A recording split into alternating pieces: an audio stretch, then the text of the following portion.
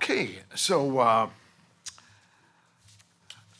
I'd like to start to get everybody engaged here. I want to start by giving you a short one-question quiz. And that is, what word or term is used most often in the Bible to describe God's people? Is it Christian or Christians? Is it disciples? Is it Church of God? Is it sheep? Is it ambassadors? Is it friends? Is it servants? Or is it none of the above? I do have a handout, if we could pass that out now. Handout for all of you. And let's see, yes, okay. Yeah, one per person. There's 70 copies, so there's plenty here for everyone. And the answer you may find a bit surprising, because the correct answer is none of the above.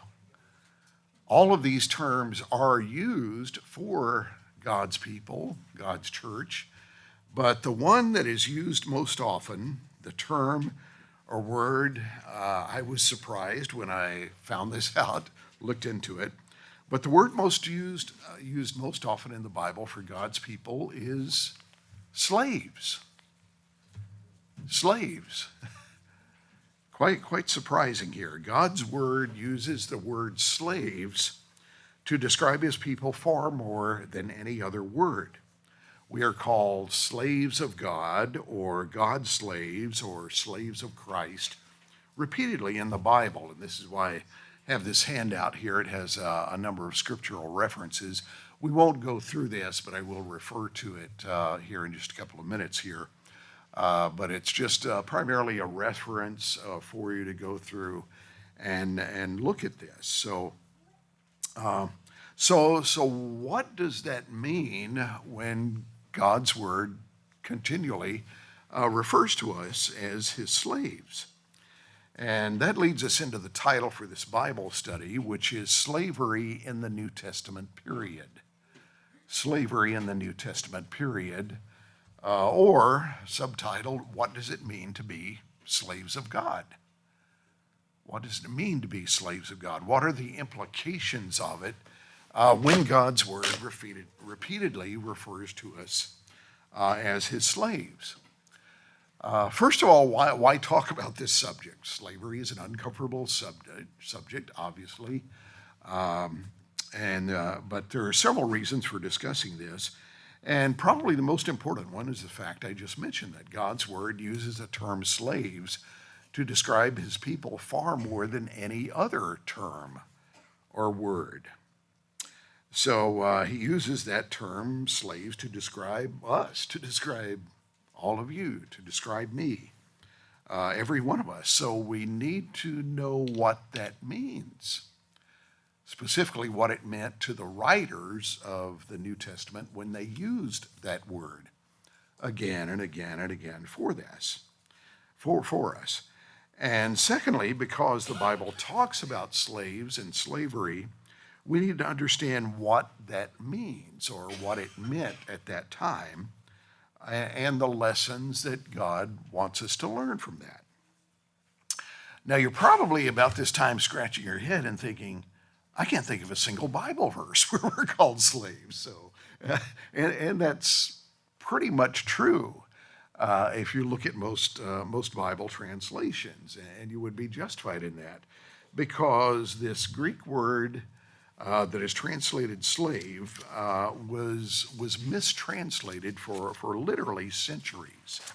It's hidden in most Bible translations because the Greek word doulos, which means slave, was systematically mistranslated, deliberately mistranslated as servant, as the word servant. And now that may ring a bell with you. You may think, oh yeah, there's a lot of Bible verses that talk about us being servants, but actually the word means slave. Now, why was this done? Well, it goes back to and you can see on the screens here, I'll be showing a lot of this information up here. The King James Version was first published a little over 400 years ago. And slavery was viewed rightly as something that was horrible. Wasn't long before the British Empire would begin efforts to eradicate slavery worldwide. It took a civil war here in the United States to eliminate the institution of slavery. So just to be clear, in no way am I defending slavery. I'm just giving you background information as to what slavery was like in the Roman world of the first century in which the Bible authors wrote, and to help us understand what that meant to the people writing and using that term, slaves, at that time, and what those who read those writings or heard those messages when they're read to the churches would come to understand that. So again, the Greek word that means slave, doulos, D-O-U-L-O-S, was systematically mistranslated for centuries as servant. And this was done by the King James Version, and nearly every Bible translation since has followed that model. So why did they mistranslate slave as servant? Well, slavery was viewed as a horrible practice. What comes to mind when you hear the word slave or slavery? You probably think of slavery as was practiced in the early history of the United States, and it was indeed horrible. Slaves were captured in Africa, were taken as slaves in warfare between various tribes, and so on, and bought and sold, and many of them transported by ships over here. So that is our common concept of slavery here. So when the King James translators are translating the Bible, they see this word doulos, which in every other ancient work of the time, Roman, Greek, whatever, meant slave. But they actually had a form of political correctness back then. So they watered it down and translated it as servant. That's the bottom line of what happened there. So there is a big difference between a slave and a servant, which we'll talk about here before long. So you might take a look at your handout here. It has a front and back. I'll just read a little bit, a few quotes from the front. Before I do that, I want to make the point again, I'm not defending it in any way. In fact, the Bible, you can read in Exodus 21:16, commands the death penalty for kidnapping someone to force into slavery. He who kidnaps a man and sells him, or if he is found in his hand, shall surely be put to death. So that was a death penalty capital offense, according to God's law. Part I want to bring your attention to is several Bible resources that explain this correctly. You'll see a summary of these here, upper part of the first page. The Greek-English Lexicon of the New Testament by Bauer, Arndt, and Gingrich says, quote, doulos. It means slave. And notice this part in parentheses. Servant for slave is largely confined to biblical translation and early American times. So this is saying they mistranslated the word as servant, but it meant slave. And that resource goes on to cite nearly all ancient sources, including Greek and Roman writers, Josephus, the Greek historian Herodotus, the Jewish historian Philo, the Septuagint, the Greek translation of the Old Testament, and various inscriptions and so on, for understanding that this word actually means slave and not servant. Also, the Complete Word Study Dictionary New Testament by Spiros Zodhiates, and the Expository Dictionary of Bible Words by Lawrence Richards. They all say essentially the same thing. I will read briefly the Expository Dictionary of Bible Words, what it says. This is a quote. Words in the douleo group, and that's referring to the noun and the verb forms of doulos, plus feminine versions of the word, and masculine like she and he, while often translated servant or serve, designate a relationship of subjection. In the New Testament, they are douleo, translated or meaning slavery, douleu, to be subject, to serve, to be subject to or to serve, doule, a female slave, doulos, that's the word we're talking about here, a slave, and douluo, to enslave, the verb form of that. So all of the forms of this word refer to slavery, not being a servant, but being a slave. And below that, I list several Bible versions that do get it correct.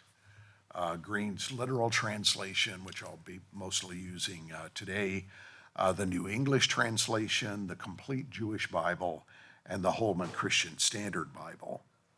So these are some of the Bible versions that correctly translate this word. These, interestingly, are for the most part more modern translations in the last 10 to 20 years or so.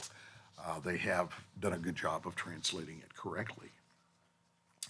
So let's see, where was it? So I should point out, many Bible translations get it right part of the time, like the New King James or the King James. They will typically translate the word doulos as slave when it's referring to somebody else.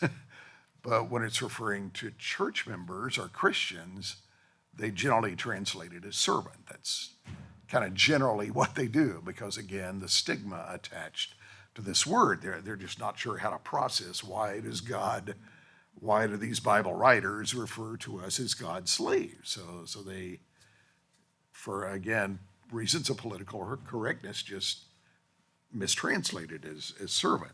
That's a general pattern that is being followed here.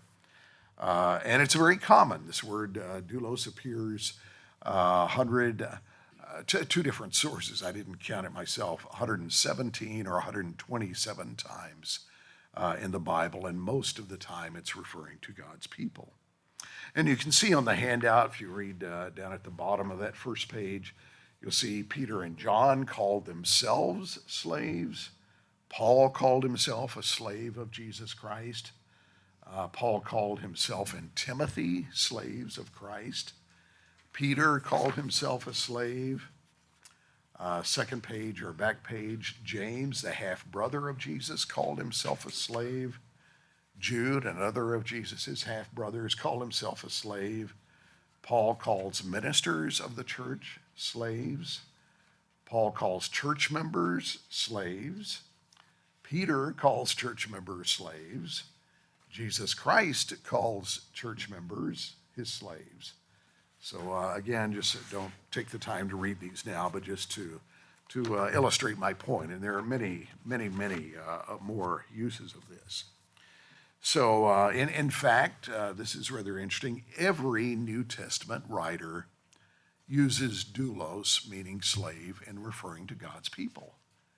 Every writer, Matthew, Mark, Luke, John, Peter, James, Jude, every one of them uses this word in referring to God's people, this word slaves. So the real question before us then is, what does the Bible mean when it refers to us as slaves of God? And after seeing very briefly, I gave you an overview of how many times the apostles refer to themselves and to God's people as slaves, and how Jesus Christ himself refers to us as slaves, you might think they're trying to tell us something. So what are they trying to tell us? And that's why this is going to take some time, and why I'm using these 2 parts to cover that. So again, we're very familiar with presumably most of us are quite familiar with the slavery as it was practiced in the early years of our nation. We've probably seen movies like Gone with the Wind. I grew up in Alabama. I'm old enough to remember when I was a child, remember actually seeing actual slave cabins in the county in which I lived that were still standing. Of course, that was many, many years ago now. But we are familiar with, the traditional view of slaves out picking cotton in the fields and being whipped if they didn't work hard enough or they tried to run away, they would be severely punished. Families would be split up with husbands sold to one slave owner, maybe the wife or some of the children to another, and so on. And again, it was a brutal, inhuman system. But is this the kind of slavery that is referred to in the Bible in the New Testament period under the Roman Empire? It is not. There's something else going on here, and if we don't dig into it, we don't understand the lessons that are here for us. The Bible writers rarely ever give us much background information. Yeah, we have all the books of the Old Testament that lead up and give us several thousand years of history, but when they use specific terms, they rarely specifically define what those terms meant. They understood it because they saw slaves and slavery all around them. They understood what it meant. When Paul spoke to some of the congregations, he had slaves sitting there in the audience who were church members. He had church members in the audience who owned slaves sitting in the audience. So because they didn't define what that meant and how it was practiced in that time, we can jump to some pretty wrong conclusions because of the way we view the word slaves and slavery in our time. So it was actually something very different. So I want to go into a little bit of a history lesson. First of all, let me show you a few scriptures to illustrate the point I just made. Colossians 3, verse 22, Paul writes, "Slaves, obey your earthly masters in everything." He's writing to slaves who are church members. Next chapter, Colossians 4, verse 1, "Masters, you, church members, Christians who own slaves, provide your slaves with what is right and fair, because you know that you also have a master in heaven." And the whole book of Philemon, what's the subject of the book of Philemon? And who is Philemon?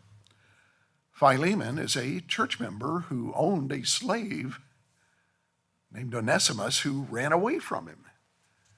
And Paul is writing to Philemon and saying, accept your runaway slave back as a brother in Christ.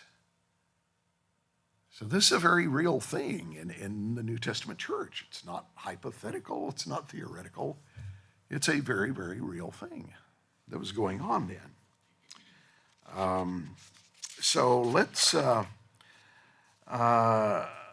few other things. Rome, Paul wrote a number of his epistles from Rome, where he's under house arrest.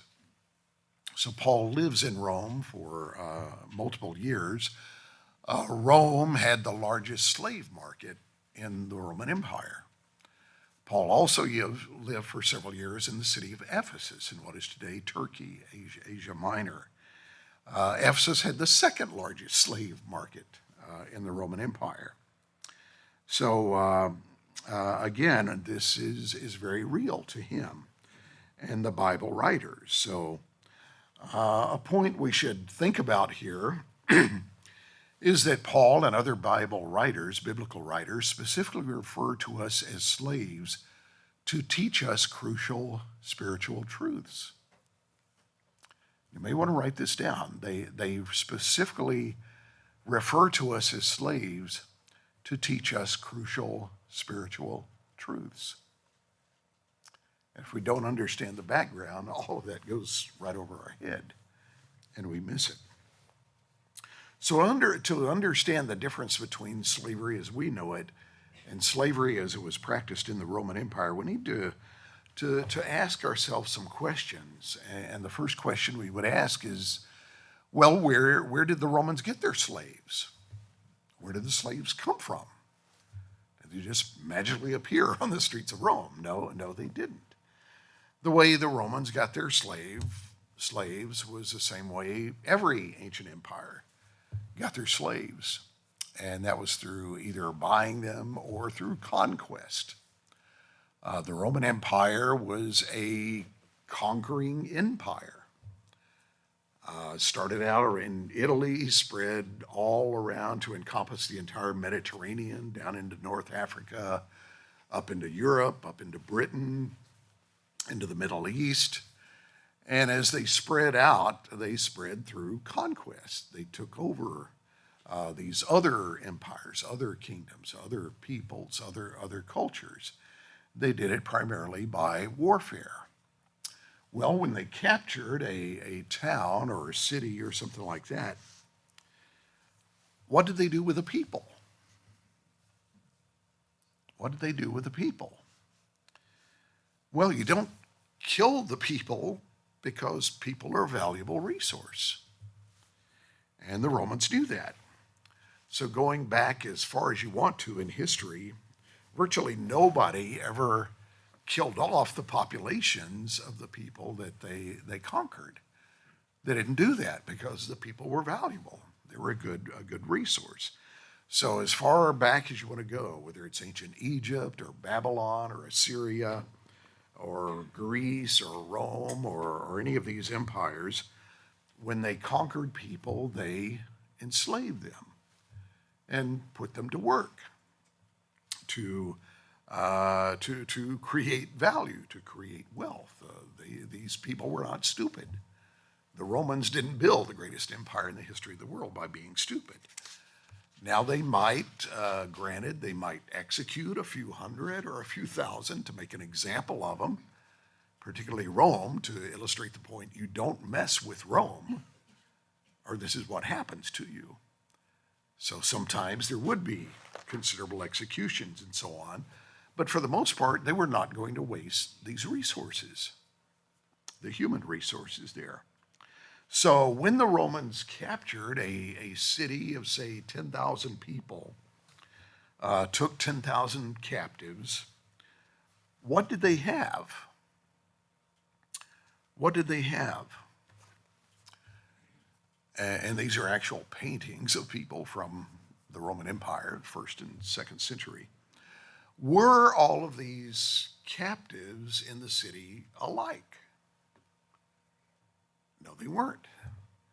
It would be just as if one of our modern cities was captured and all the people taken into slavery. What kind of skills would those people have? There would be many valuable skills because not all of the people were alike, much like our modern society.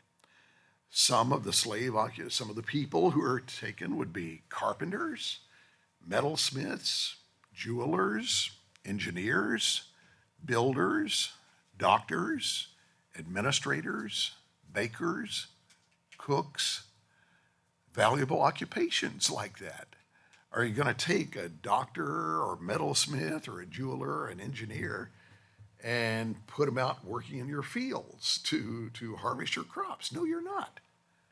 It's a waste of skill and talent and ability. And the Romans, again, were not stupid. They didn't build an empire by being stupid. Some of the other occupations that we know of from tombstones, other occupations of slaves were accountants, bankers, barbers, butlers, engravers, hairdressers, artists, handmaids, launderers, leather workers, merchants, nursery attendants, sailors, secretaries, seamstresses, shoemakers, teachers, and singers. And this isn't all. There are actually over 100 different occupations that are listed on tombstones. occupations that slaves had and did. So it wasn't like American slavery in that they took all of these slaves and put them out and worked them 10, 12, 15 hours a day in the fields. No, the Romans were smarter than that. They took the people with these valuable skills and put those skills to work. And it was a win-win-win because the slave owner won because he had a valuable slave with valuable skills and put him to work using those skills. The slave won because he wasn't working himself to death out in the field. And the Roman Empire won because it generated wealth and stability and income for the empire as a whole. I've been to, everywhere I go overseas, I try to visit museums. Drives my wife crazy. But I've seen a number of funerary inscriptions, tombstones you might say, where masters praised their slaves. Praised their slaves. One that I remember was for a slave who was a singer. And that appears to have been her only job for the master. And she was apparently very good at it because the inscription basically said that she sang like a goddess and looked like one too. So, so think about it. I mean, in that time, you didn't have your cell phone, you didn't have your CD player, you didn't have your radio. So if you wanted and were wealthy enough to afford a slave who did nothing but sing to you all day, you could do that. And some of them did. And this particular slave owner appreciated that slave so much that he put that on their tombstone, how much he appreciated that. Some households in the Roman Empire may have only had one or two slaves. That was fairly common. Some households had dozens of slaves, and some had literally hundreds, maybe even thousands of slaves, because the Roman society was fairly stratified as well. You had the really ultra-rich who would have estates of thousands and thousands of acres and fields and grain and fruit and all of that sort of thing that had to be harvested. So they would have literally, in some cases, thousands of slaves working that giant estate. The top 1 to 2% of Roman population owned about half of all the slaves in the Roman Empire. And they often had huge houses that would take up a whole city block in the cities, as well as country estates. And if you've ever been to Pompeii or Herculaneum, you can see some of these houses that literally take up a city block. So in that kind of environment, you did not go to your local supermarket to buy bread for a dozen, 15, 20 slaves that you own. No, what you did is you bought a slave who was a baker, and you bought your grain, and he did all of the bread baking for your household, your family, and your slaves. You didn't go to your local Walmart or Target and buy clothing for your slaves. No, you bought a slave who was a weaver and garment maker and let that slave make all of the clothing for your household and your slaves. So that's kind of what I mean when I say this is a win-win situation. So in large households in the Roman Empire, the slaves would have very specialized tasks. You would have a slave who's a cook. You'd have a slave who's a baker. You'd have a slave who's a shoemaker to make the shoes and sandals for your slaves, and also do other leather work like the harnesses for the horses and that sort of thing. Another aspect of this of Roman slavery is that it was not uncommon at all for slaves to be more educated than their masters. Now think about that for a minute, because again, if you captured a city And there are city administrators in there, there are bankers, there are merchants, there are doctors, there are lawyers. And it was kind of a status symbol in Roman households to have a Greek teacher for your children, a Greek tutor for your children, private tutor, you might say, for your children. And there are references to this in the New Testament we don't have time to get into. It would if you think back to, turn of the previous century, 1900s, it was fairly common in American households to have a British butler because they are so cultured and so refined. And that's kind of the way a Greek tutor or butler for your household would have been viewed at that time. The Greeks were esteemed by the Romans for their poetry, their literature, their artwork, this kind of thing. So it was kind of a status symbol to have a Greek slave to teach your children. So in many cases, the slaves were actually smarter, more talented than the slave owner himself. So if you are a businessman or have a moderate amount of wealth, you might be able to buy a slave who was the business manager for an entire city, or who was a banker who handled far more money than you would ever see in your lifetime. And they would put those people to work in managing their money and loaning and borrowing and interest and all this kind of thing. And the slave would generate income for the master. And the slave wins and the master wins and everybody wins. So the bottom line is that when it came to Roman household slaves, at least in the urban city areas that are mentioned in the Bible, like Ephesus and Antioch and Rome and places like that, the slavery was actually more like Downton Abbey than Gone with the Wind.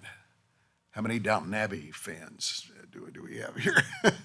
Yeah, my wife and I watched all the episodes of that, and so that was more what the relationship was like. And if you watch Downton Abbey, the slaves or the servants are an integral part of the household. And the masters, the estate owners would do favors for the servants and help them out in different situations.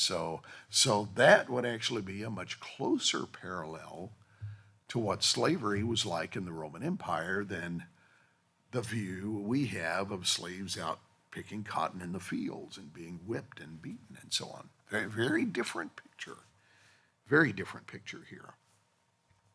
As evidence of the high value that was placed on some slaves, and I'm not speaking universally, there were some slaves who, the only skill they had was working in the field or working in a mine, busting rocks and that kind of thing. But that was the exception. That was the minority, not the general rule. This is a photo of a reconstruction of a Roman period tomb. And I'm looking at 3 walls. There's a back wall and 2 side walls. And you see these niches in the walls. And in the wall you're facing here, you see 3 large niches. The Romans did not bury their dead. They cremated the dead, and they put them in urns, much like our urns from a cremated body today. So that's kind of the picture. The urns are gone. They're long gone, but the wall, which is solid, is still in place, and it's painted rather ornately. And if you look carefully, you can even see some inscriptions underneath the niches there, telling whose remains were in an urn in that spot. The big ones, the biggest center one, was for the patriarch of the family, paterfamilias in Latin, father of the family. To the sides would have been his wife, and then perhaps a parent or a sister, honored brother, something like that. And then you see the smaller niches going along the side and around there. The smaller niches would have been for children who died young, maybe uncles, aunts, cousins who couldn't afford their own family tomb. But a significant number of those niches were for slaves. Slaves, and that's what the inscriptions tell us. So the slaves were viewed as a part of the family. And that's why I say that slavery was more like Downton Abbey than Gone with the Wind in the Roman Empire. There's plenty of evidence of that, again, from the tomb inscriptions and things like this. And there's a biblical example of this kind of affection of a slave owner to his slave that we read about in the Gospels. It's a familiar story, but again, because it's mistranslated, we miss part of that. This is the example of this kind of love and affection for a slave is when Jesus heals the slave of a Roman centurion in Capernaum, the center of Jesus' ministry. And notice from Luke 7 and verses 2 and 3, this is from Green's literal translation. And it says, and a certain slave of a centurion, what's a centurion? Centurion would be the equivalent of a captain in the U.S. military now. He's the commanding officer of a garrison of 80 to 100 men. It was originally 100, that's why centurion, commander of a century of men, 100. So he's the commanding officer of a small military garrison in Capernaum. And they've actually found some of the remains of this military outpost in the city of Capernaum where Jesus lived. So a certain slave of a centurion, one dear to him. So the slave, we're expressly told, is dear to the Roman military officer. And he was about to expire, about to die. The slave's about to die. And hearing about Jesus, the centurion sent elders of the Jews to him, asking Jesus that he might come to restore his slave, to heal him. The other gospel accounts give some other little details here, but my point in mentioning this is just notice the terminology. The slave is dear to the officer. And the officer puts himself at some risk to have his slave healed. Because think about the Roman officer's position. He's commander of 100 Roman soldiers. He's got a commander over him and various, the chain of command in the military. And the Jewish people there are a subjugated people. They're not slaves, but they're subjugated. The Romans are clearly in charge. And who does he ask to heal his slave? Now, normally, if you're a Roman military officer, you would go and pray to Mars, who's the chief god of most of the Roman military. Mars is what? Mars is the god of war. So he would be the chief head honcho god to most of the Roman military. There was also the Roman god Asclepios, who's the god of healing. So you might go and pray to that god, or Mars, for healing your servant. But he doesn't do that. He hears about this miracle-working rabbi named Jesus, and he goes to him. Now that would really raise some eyebrows in his chain of command if that were known. So he, considering the culture of the time, he put himself at some risk to go to a Jewish rabbi to come heal his servant instead of going to pray to the Roman gods. So that's not mentioned. Again, that's part of the story that the gospel writers don't tell us, but everybody would have known about that at the time. So yeah, you use this passage just to illustrate. Even the Bible tells us the affection that some of these slave owners had for their slaves. Another way that Roman slavery was so different from our concept of slavery was that in several ways it would actually be better to be a slave than a free man. Now think about that. That's no, that can't be. Well, think about it. We know this from documents of that period that some people, Romans, well, well, they lived in the Roman Empire. They weren't necessarily Roman citizens, but they would literally sell themselves into slavery. Why on earth would somebody do that? Well, because if you were a free man, you're free, but that's all you have. You have no rights and no guarantees. Now, Roman citizens is a different story. Yes, they have a lot of legal rights. We see that reflected in Paul's writings quite a bit. But you had no guarantees. Nobody's going to give you a roof over your head. Nobody's going to feed you 3 meals a day. Nobody's going to give you free clothing, free housing. There was no social safety net at that time in the Roman Empire.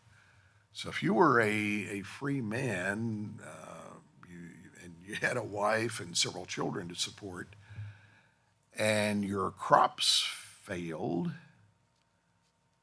you could starve to death. You could sell one of your kids into slavery. They had fairly large families for the most part, a lot of mouths to feed. But if your crops feed, which is better, to sell one of your children into slavery or for your whole family to starve? It's kind of a no-brainer.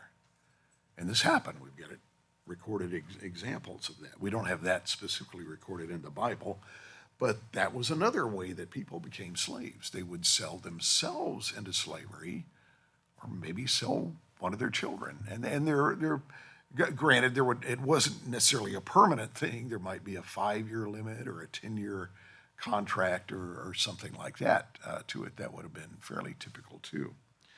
But if you were a slave, if you sold yourself into slavery, what happened? Well, a slave is a major investment for the slave owner. So the owner's going to take care of that slave.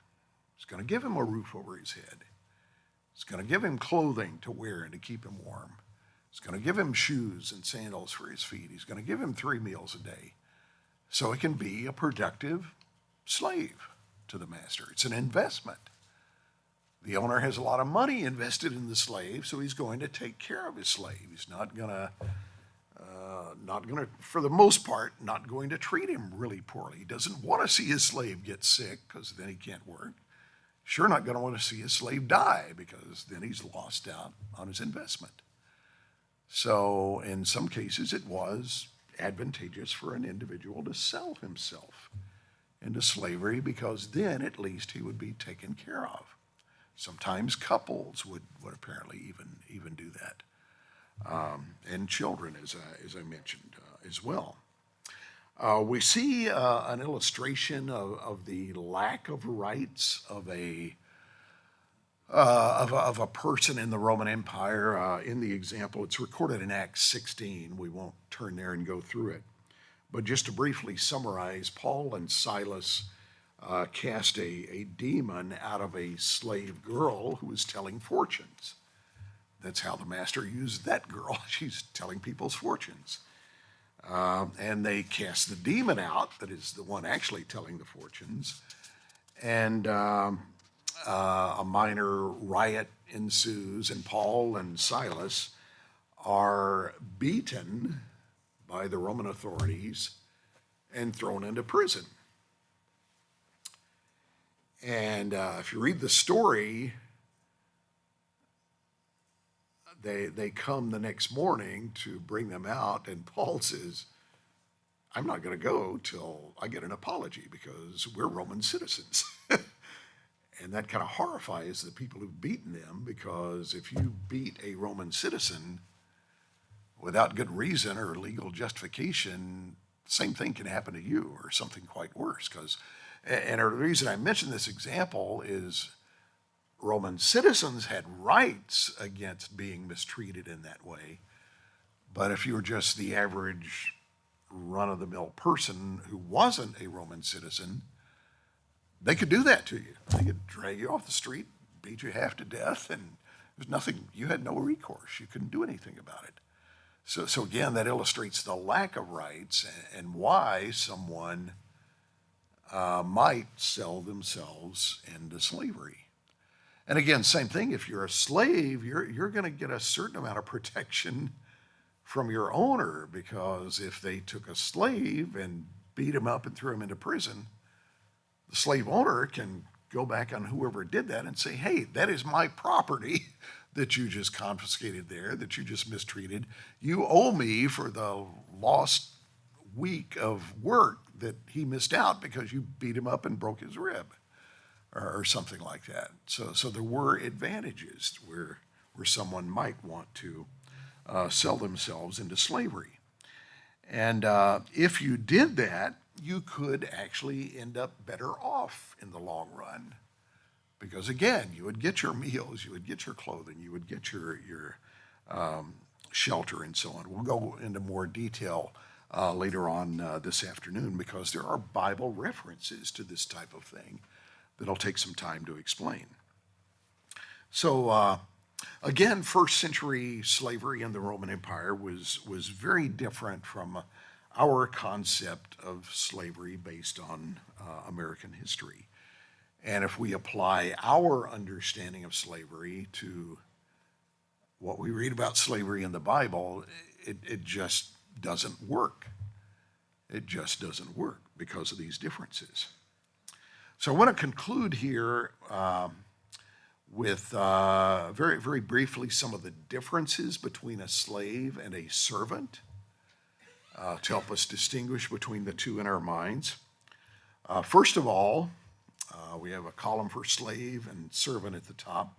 First of all, the slave was owned by the master. The servant is what we would call the hired help, the contract labor, the hired hand, terms like that. So the slave had no choices, no options. But a servant could hire himself out to other masters, other employers. So again, they're kind of a hired help. Temporary labor would be another term we would use to apply to that. A second difference is the slave could not leave his master because he is his master's property, he or she. There's male and female slaves. However, the servant could find a new master. If he didn't like the employer he's working for, he was free to go somewhere else. The slave was also being property of the owner.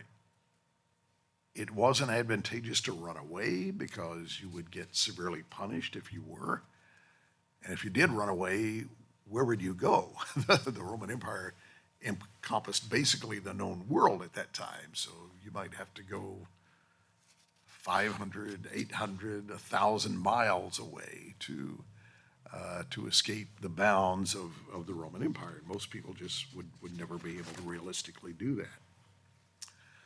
A third difference is the slave is totally dependent on his master for the things I mentioned, for shelter, for clothing, for food, and so on. He did not need to worry about those things, so he could focus on what his master wanted him to do. However, a servant was partly dependent on the employer and partly on himself. Depending on the employer he had at the moment. So there's pros and cons on both sides of this. Another difference between the two is the slave was often viewed as a family member, as I went into considerable detail there talking about. However, a servant was viewed as hired help, temporary labor, contract labor, not family.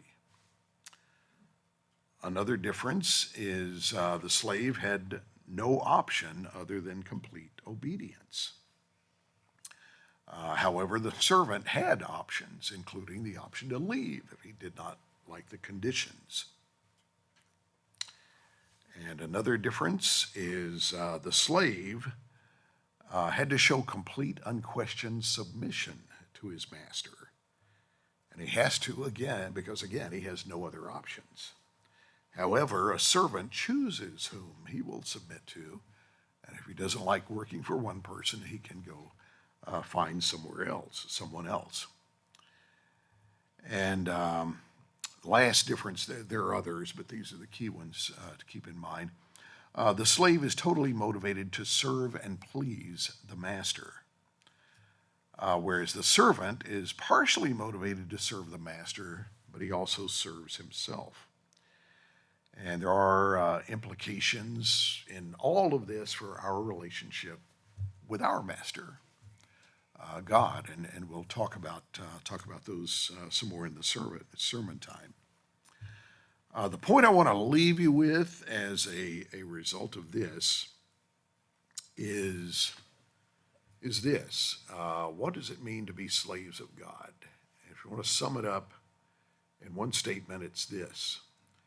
A slave's foremost thought every waking moment is, what does my master want and how can I please him?